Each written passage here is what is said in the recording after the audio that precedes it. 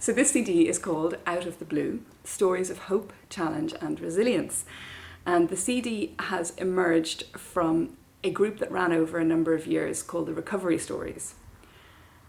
And this group was met in 49 North Street in Skibbereen with people who felt they would benefit from coming and talking about difficult times in their lives and sharing their stories.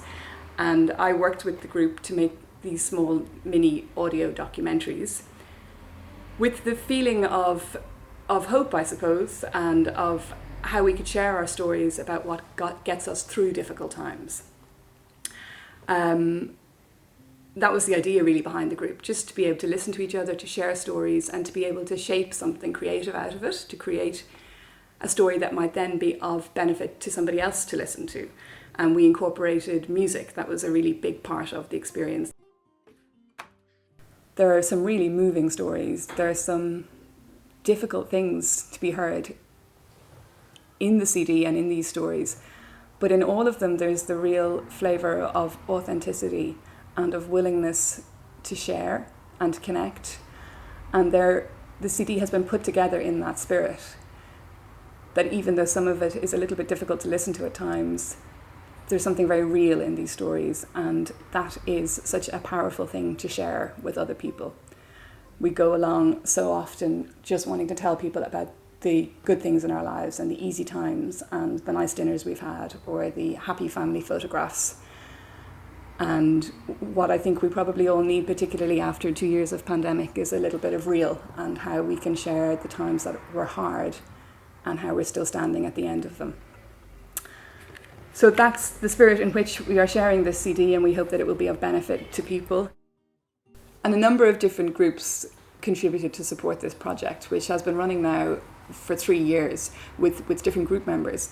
It's been running primarily in 49 North Street in Skibbereen, and there's been a lot of support there from Kevin O'Shanahan.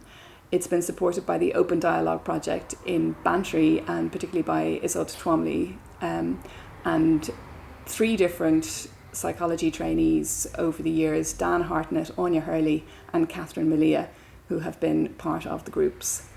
There's also been funding from Healthy Ireland and the Wellbeing Network. And there's particular thanks due to Cork County Council Library Network, where the CD is available, and you can, if you wish, go and take it out from any of the Cork County Council Library Network buildings as if it were a book, and take it home and listen to it in your own time. And the whole project was coordinated by Kevin O'Shanahan at 49 North Street. So thank you to everybody who was involved, and we look forward to running groups in the future, and we welcome people to join us in our future groups and share their stories too. Do you think that this was something that was beneficial to you to do? I didn't expect anything when I first went, but looking over hindsight and looking over the time, I'm sure it actually improved things. It made me realise that actually I'd been through a hell of a wallop when my husband left at the same time as cancer, and it actually enabled me to see that it was one hell of a thing to get through at the same time. Because I'd been left feeling I didn't want to carry on. I felt absolutely useless. I felt there was nothing I could do. I was not of any worth whatsoever. And I began to see the fact that I could do something. And that and the previously I'd been going to the Happiness Ensemble, but that helped enormously too. The two things actually made a huge difference, which enabled me to hang on for better times. It helped me to hold on, it helped me to get through, it helped me to realign my thinking. What was it like for you to be involved in the recovery stories? You've done, is it 3 groups? No, 3 groups now, yeah. Yes. Certainly, like Anthea, I didn't really know the scope of it to start with, or indeed I felt a bit exposed, wondering about what I would speak of. So for me, it gave me the opportunity to tell the story of the grandmother that I never knew, but also a way of not memorialising her, but telling her story to some degree.